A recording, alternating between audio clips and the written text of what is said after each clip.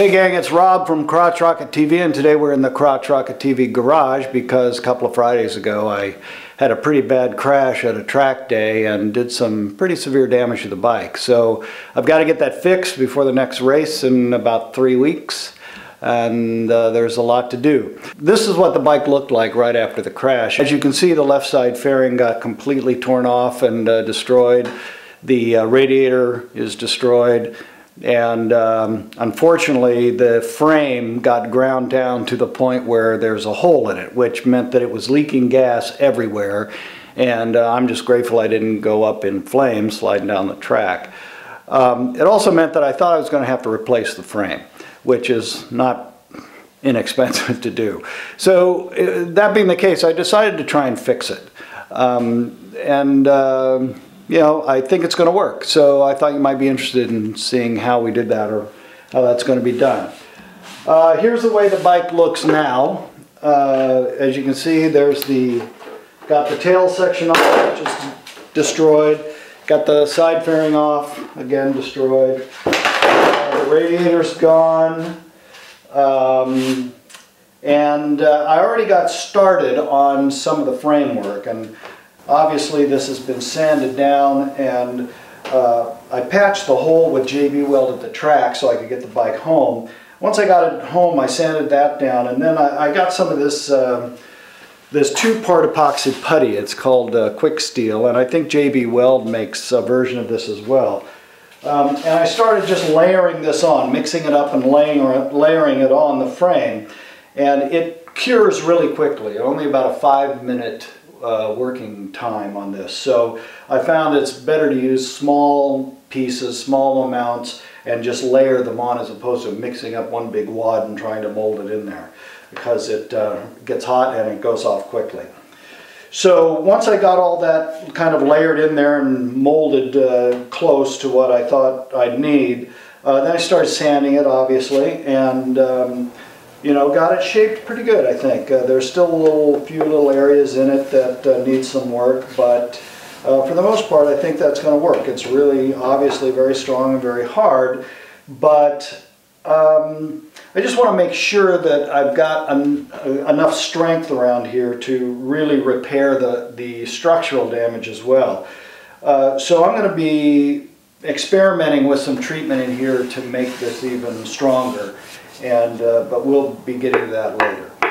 So that's it. We got to pull the frame, and let's get started.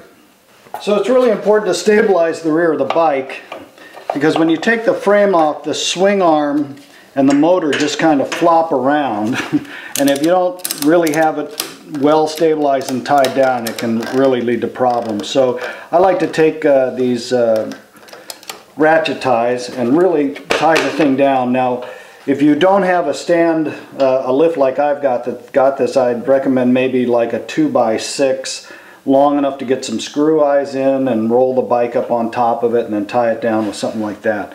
That way it's, you know, stable, and it's not going to fall over once you start jacking up the motor and taking off the frame.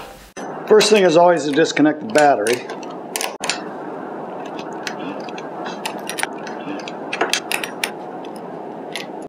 I have this Shorai battery, which is a lithium iron battery made specifically for power sports, and this thing is great because I don't have to put it on a charger, a maintainer, or any of that stuff, and it holds a charge forever, lasts forever, and most for my race bike it weighs about 1/3 of a normal battery, so I save about 10 pounds right off the bat. I'm going to remove the air box.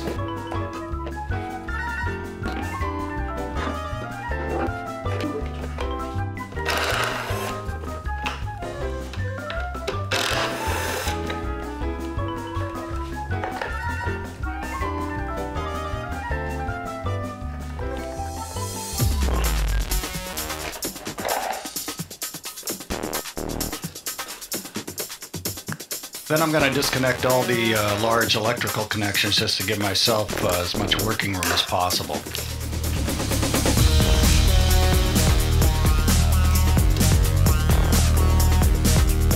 Before you disconnect the fuel line from the injectors, make sure it's depressurized. Then, making sure the swing arm is supported well, we lower the motor, and this extends the shock and takes the load off so we can get it off the bike.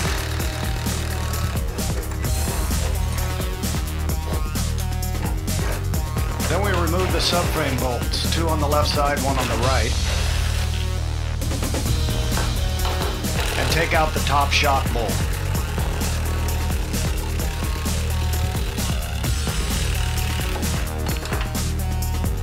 Then I remove all the electrical components from the subframe, including the fuse box and the voltage regulator.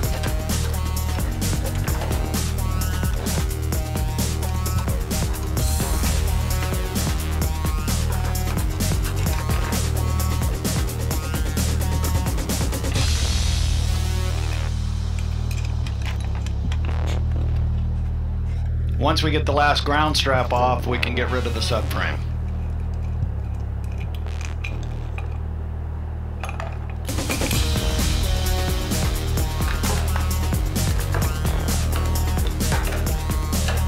Now we can pull the rear shock off.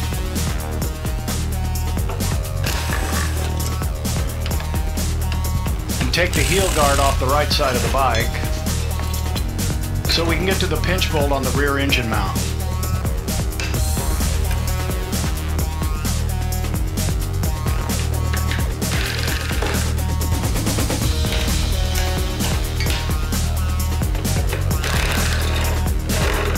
Next, I take off the engine belt pulley guard.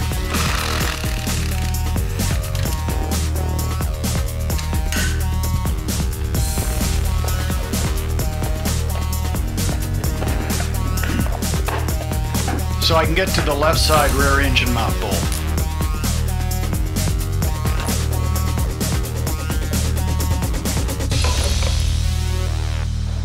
Then the mid left side engine mount bolt comes out.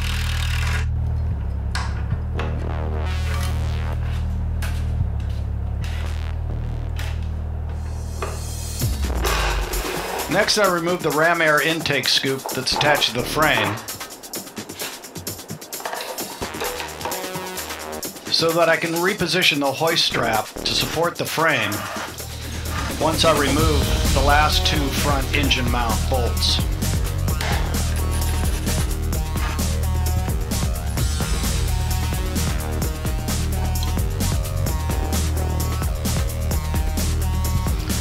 Now the frame is loose, and it's just a matter of slowly lifting it off while I work all the electrical connections and wiring harness through the frame as I lift it off.